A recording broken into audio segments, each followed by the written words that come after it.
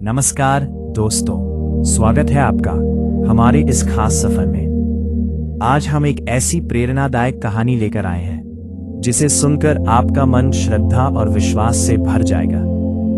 ये दास्तान है एक ऐसी महिला की जिसने विपरीत परिस्थितियों और कड़वी बातों को सहकर भी हार नहीं मानी।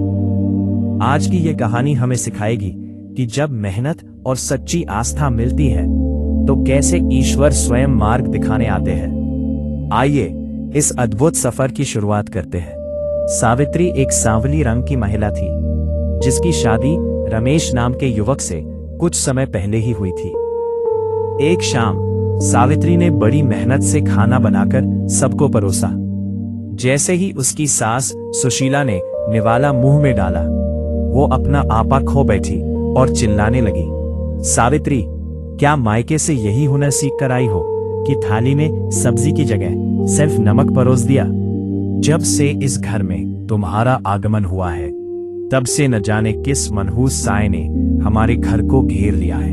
हमारे घर में बरकत नाम की कोई चीज नहीं बची है।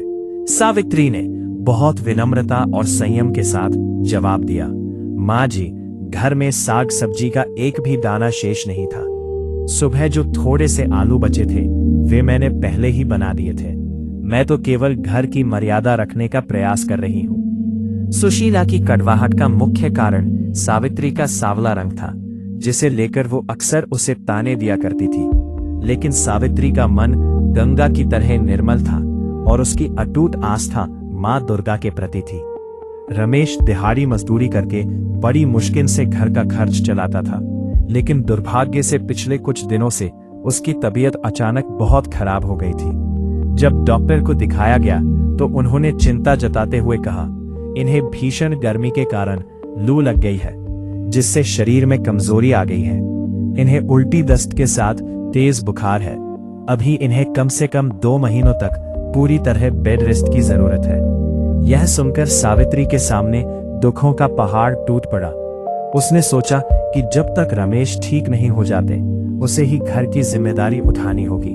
उसने खुद को मानसिक रूप से तैयार किया और काम की तलाश में घर से निकल पड़ी। उसने पूरे गांव के 50 से अधिक घरों के दरवाजे खटखटाए, लेकिन हर जगह से उसे निराशा ही हाथ लगी। अंत में एक आखिरी उम्मीद के साथ उसने एक संपन्न घर का दरवाजा खटखटाया। वहां से एक महिला बाहर आई, जिससे सावित्री ने गिड़गिड़ाकर काम मांगा। उस महिला ने कहा कि उसे काम की तो जरूरत नहीं है, लेकिन अगर वो बाजार से उसका जरूरी सामान ले आए तो वो उसे 1 रुपया दे देगी। सावित्री ने खुशी खुशी वो काम किया और मिले रुपयों से आटा चावल खरीदा। ऊंचे दाम सुनकर वह दंग रह गई और उसने थोड़े से आलू खरीद लिए। तभी उसकी नजर एक बूढ़ी औरत पर पड़ी जो 5 रुपए में अचार बेच रही थी और उनके चारों ओर ग्राहकों की लंबी कतार लगी थी। सावित्री ने भी 1 पाव अचार खरीदा और घर लौट आई। रास्ते भर उसके मन में बस उसी अचार वाली महिला और भीड़ के बारे में विचार चलते रहे। उसने घर पहुंचकर अपनी सास के ताने सहे और फिर पति को अपनी नई योजना बताई, अचार बनाकर बाजार में बेचने की। रमेश ने विचार तो सराहा, पर पैसे कहां से आए ये बड़ी समस्या थी। सावित्री ने गांव के साहूकार बंसी से मदद मांगी, पर उसने साफ मना कर दिया। रोते हुए जब वह घर लौट रही थी तो उसे रास्ते में वही अचार वाली वृद्ध अम्मा मिली जो एक पेड़ के नीचे लाचार बैठी थी।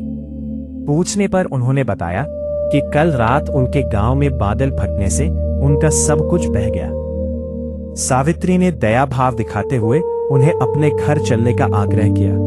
उस रात वह वृद्ध अम्मा सावित्री के घर ही रुकी। अगले दिन जब वे जाने लगी तो सावित्री ने उन्हें रोकने का प्रयास किया।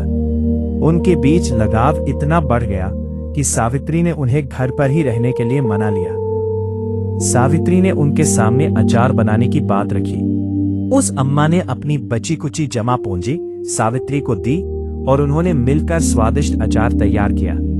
जब सावित्री ने अम्मा का नाम पूछा तो उन्होंने मुस्कुराते हुए कहा, बेटी, मेरा नाम भवानी है, पर लोग मुझे कई नामों से बुलाते हैं। कुछ तो मुझे दुर्गा भी कहते हैं। सावित्री ये सुनकर आश्चर्यचकित रह गई। अगले दिन सावित्री माता के सामने नतमस्तक होकर अम्मा के साथ बाजार गई। देखते ही देखते उनका अचार इतना बिका कि सारा स्टॉक खत्म हो गया।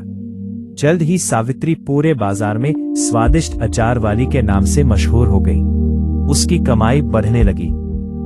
सावित्री ने भवानी अम्मा की सलाह पर अपनी कमाई का कुछ हिस्सा जरूरतमंदों में दान करने की बात कही तो सास सुशीला का पारा चढ़ गया। उसने चिल्लाकर कहा, पैसे क्या पेड़ पर उगते हैं जो भिखारियों को दान करती है? और तू बुढ़िया, अपना बिस्तर बांध और अभी घर से निकल जा। अगले दिन सुबह जब सावित्री उठी तो देखा कि अम्मा वहां नहीं थी। उनके जाने से वो बहुत दुखी हुई। फिर भी उसने सास की परवाह किए बिना मंदिर के बाहर जरूरतमंदों को दान देना शुरू किया। ये देख सुशीला डंडा लेकर मंदिर पहुंची और सावित्री को सबके सामने पीटने लगी।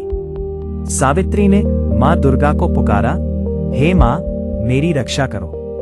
तभी मूर्ति से वही वृद्ध अम्मा बाहर निकली और दुर्गा मां का दिव्य रूप धारण कर लिया। उन्होंने सुशीला को उसके पापों का बोध कराया। सुशीला ने डरकर क्षमा मांगी।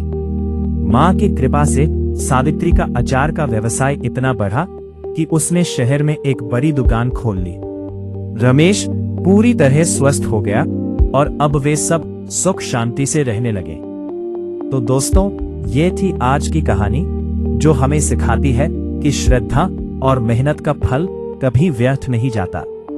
सावित्री की अटूट भक्ति और उसके धैर्य ने न केवल उसकी कठिन परिस्थितियों को बदला, बल्कि उसके परिवार के लिए सुख और समृद्धि के द्वार भी खोल दिए। याद रखिए, मुश्किल समय में भी यदि आप अपना मन साफ और श्रद्धा अटूट रखें तो ईश्वर का आशीर्वाद किसी न किसी रूप में आपके साथ जरूर होता है। अगर आपको ये कहानी पसंद आई हो तो इसे अपने दोस्तों और परिवार के साथ जरूर साझा करें। हम फिर मिलेंगे ऐसी ही एक और प्रेरणादायक दास्तान के साथ। अपना ख्याल रखें और सकारात्मक बने रहें।